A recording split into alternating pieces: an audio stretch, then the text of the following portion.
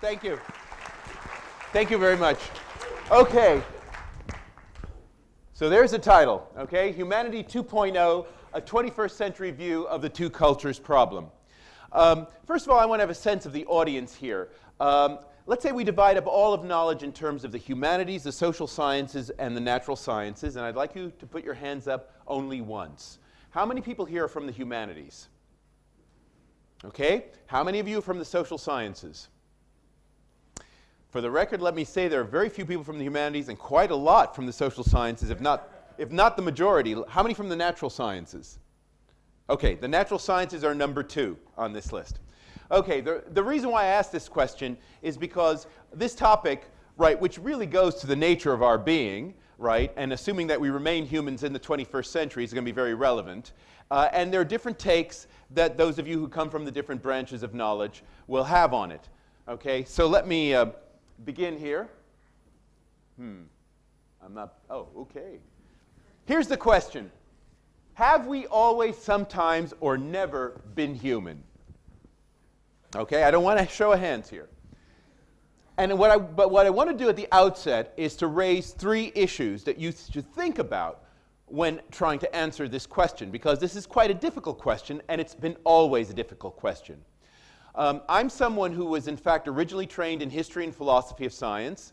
For the last 15 years, the entire time I've lived in this country, the United Kingdom, I'm an American, I've been a professor of sociology, so I've been based in the social sciences. And I've also done a lot of work in recent years looking at these developments that are often called the Converging Technologies Initiative, right? Nano, bio, info, cogno technologies for enhancing humanity, human performance, or something of that kind, right? So I've been sort of involved in all of the different branches of knowledge with regard to questions having to do with humanity. And let me tell you, having been involved in all these areas, it is very difficult to define what it is to be human. Okay, and so this is why I posed the question this way. And what I want to do is I want to just alert you to 4 points that you should always have in mind when you're thinking about this question. First of all, there's always been an ambiguity about where you draw the distinction between the human and the non-human. And I mentioned Linnaeus. Carolus Linnaeus is the man in the middle of the 18th century, Swedish taxonomist, who actually coins the phrase Homo sapiens to describe our species. Okay? And even then, it was pretty tough to tell us from the apes. And the issue here, and I think it's very interesting to talk about Linnaeus in this context, because this was a special creationist. And he said, look, if you're just looking externally at the morphology of all the different races of humanity and all the varieties of apes that are known, it is very hard to draw a sharp line where one ends and the other begins. But nevertheless, we do know there is something called humanity that's different. And why do we know this? Well, because of the Bible. That's the only reason why we know. Not because there's some, as it were, clear biological reason for this, but rather because human beings have souls, and we, as human beings, individually can inspect our souls. But, you know, the point is we can't verify that in other individuals. We just assume such individuals exist. Right? Why? Because the Bible tells us. So the Bible becomes an authority on what it is to be a human being. To this very influential, very important biologist. Okay? Now, the problem gets more difficult once you don't believe in the Bible. Right? And as you know today, right, with regard to the overlap, genetic overlap of species and so forth, 90, 95%, et cetera, it's getting harder and harder to tell the difference between the human and the non-human. And evolutionary psychologists every day are finding out that all kinds of species are supremely sophisticated. Right? And the problem is we've been working with dumb experiments in the past.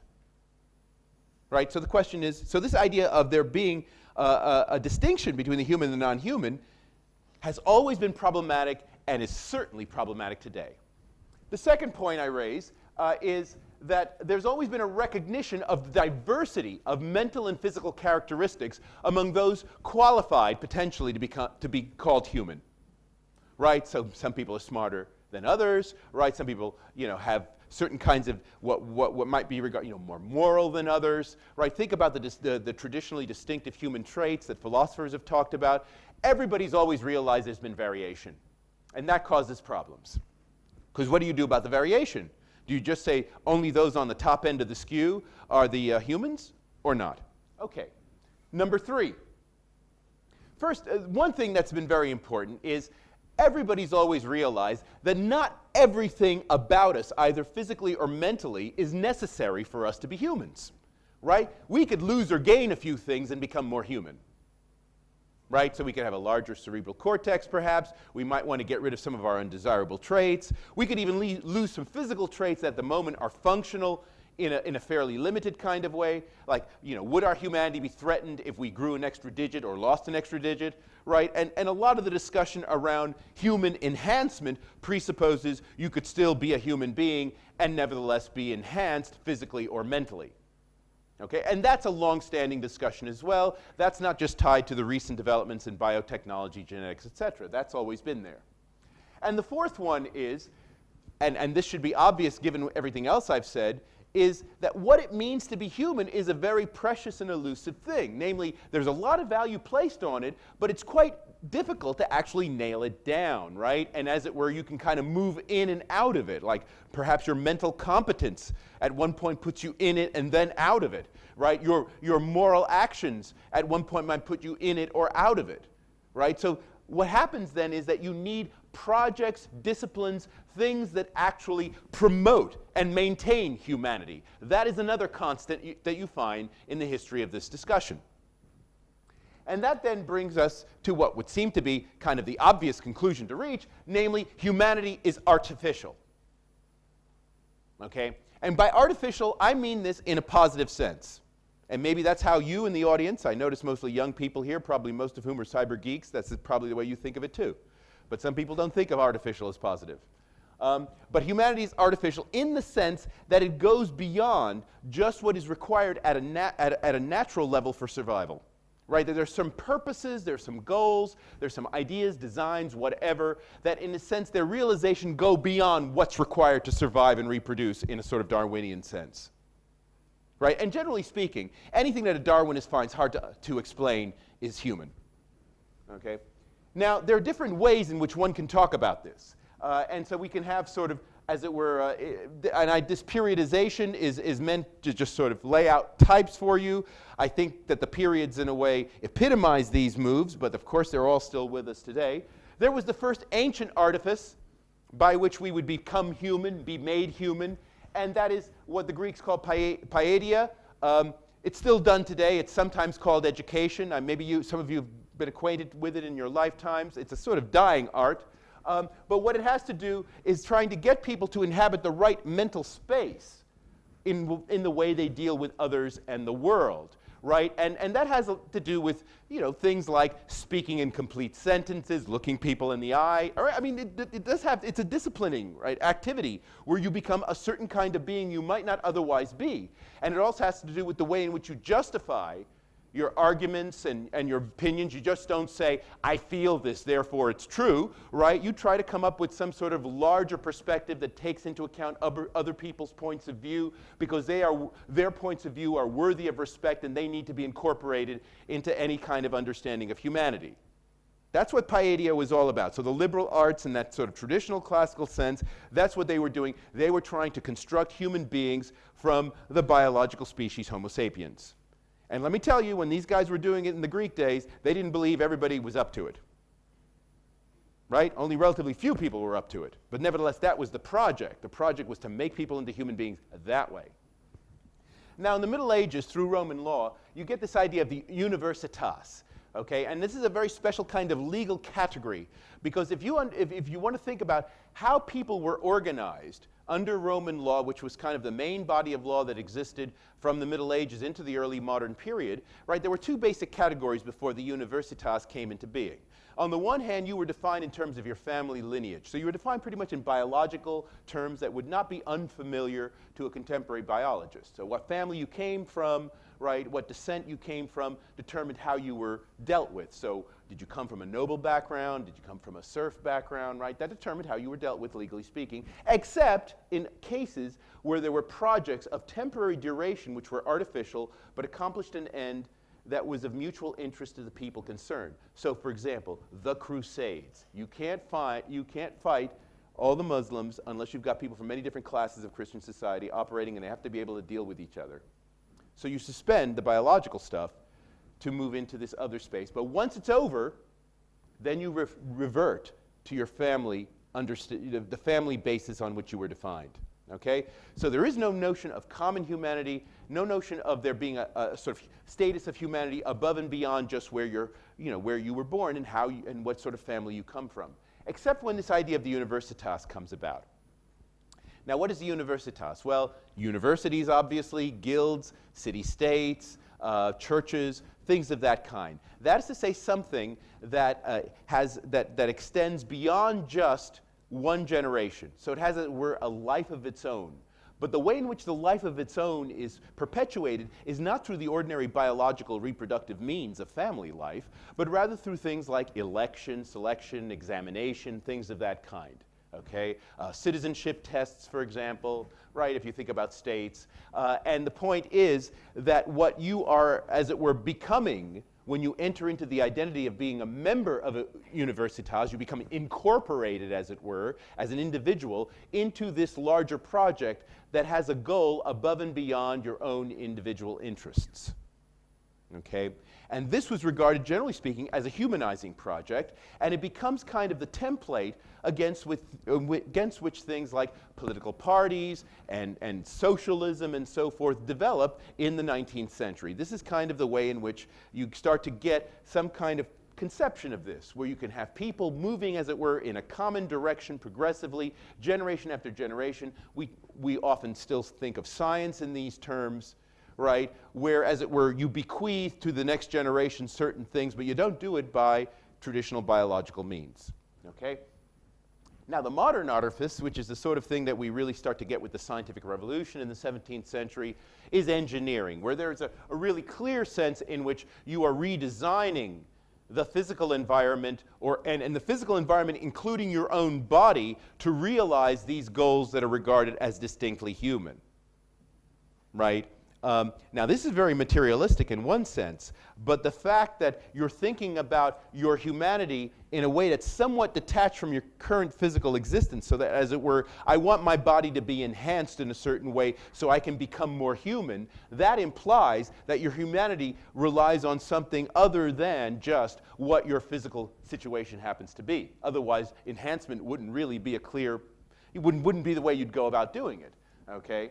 So that's a very important contemporary idea, right? And sometimes what we call transhumanism, okay, which is all this business about trying to, as the bioethicist John Harris says, enhance evolution, right?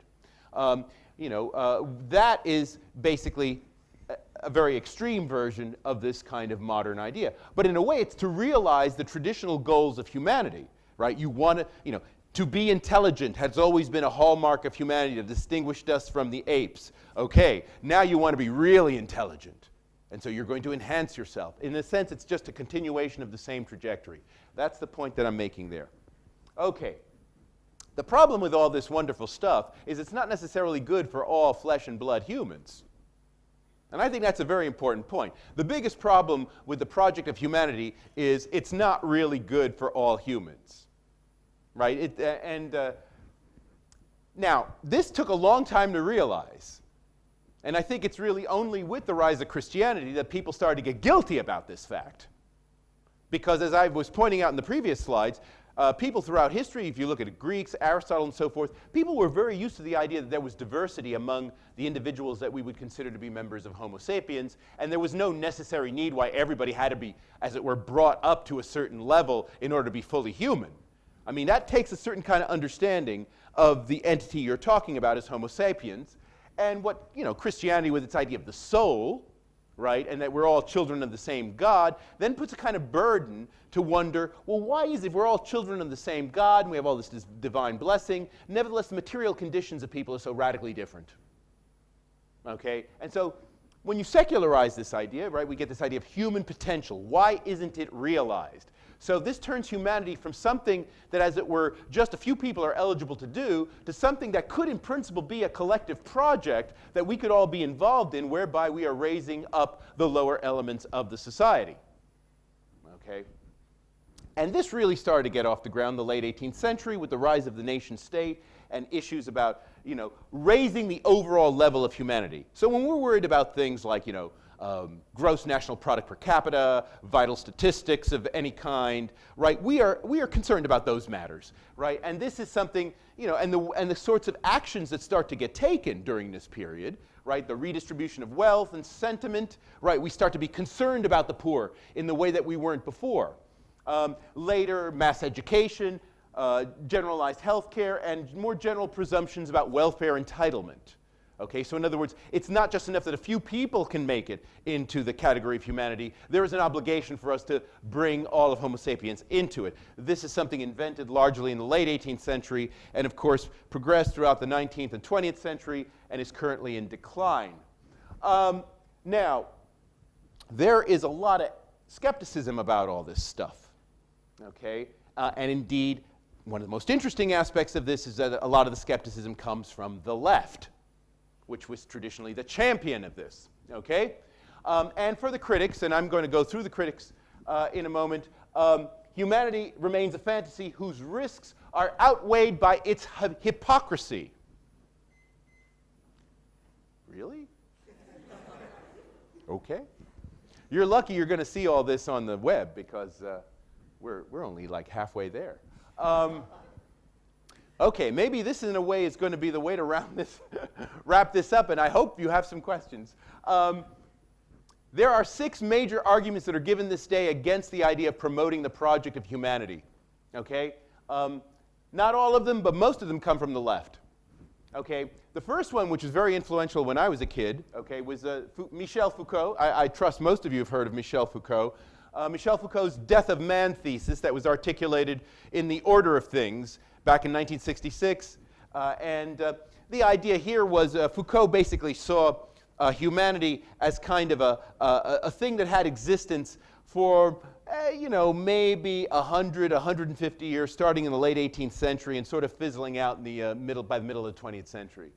And the idea here being that this whole idea that humanity as this thing one might strive to do, right, that I've been talking about so far, right, that this is in fact just some weird hybrid, right, exotic apes suffering from the God delusion, right, that we can in some sense become like God and we think we're higher, you know, have a higher station than we in fact do. And in their various ways, Marx, Nietzsche, and Freud kind of made this point.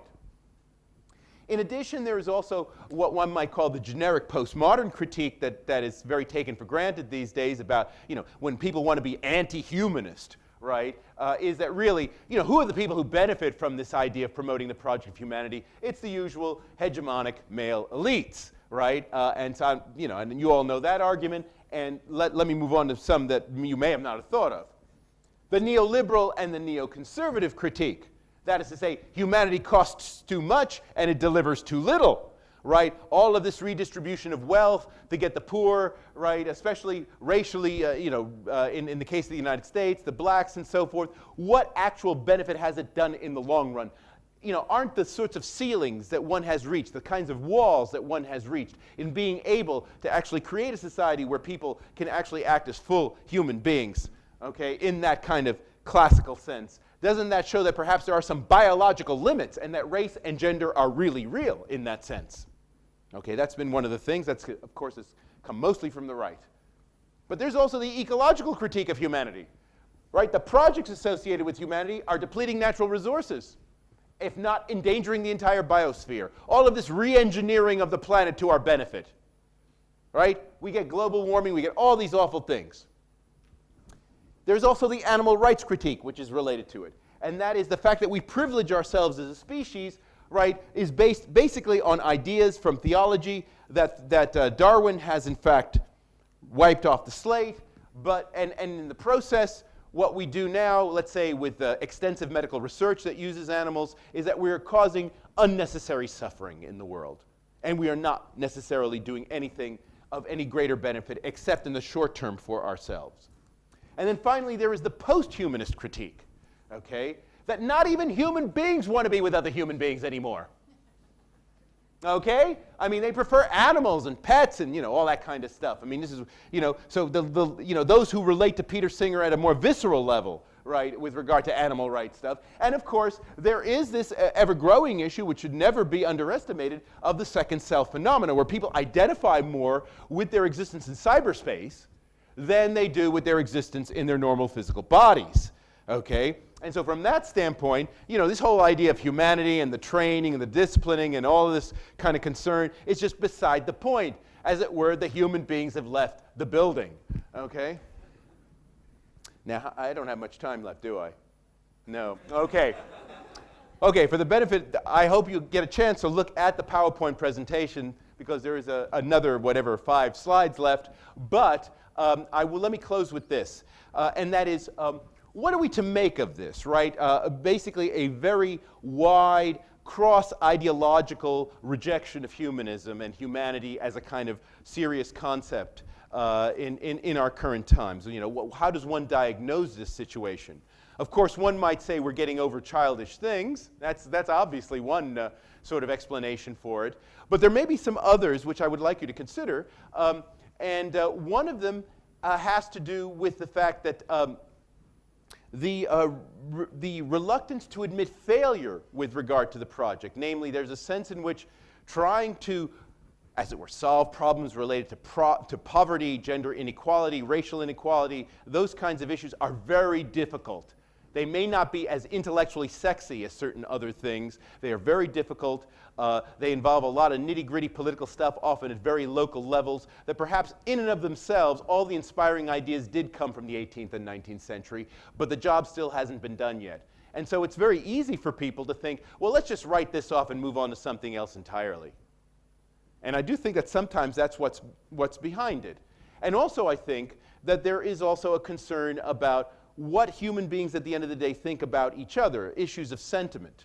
And here, you know, one cannot, take off the table the idea that there may be some misanthropy going on, where people, you know, are, as it were, do not like the fact that other human beings have, as it were, taken liberties and done these very extreme projects in the past in the name of humanity, only to create such big disasters. And so this then leaves people with a sort of self-loathing attitude toward humanity. I think both of these attitudes are wrong.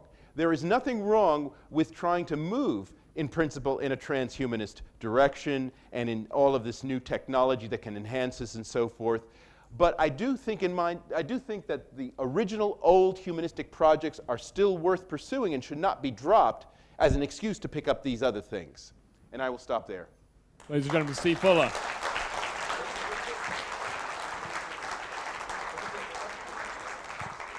We have time for a very, very quick couple of questions, if anybody's got anything. Yeah, oh God. Hold on.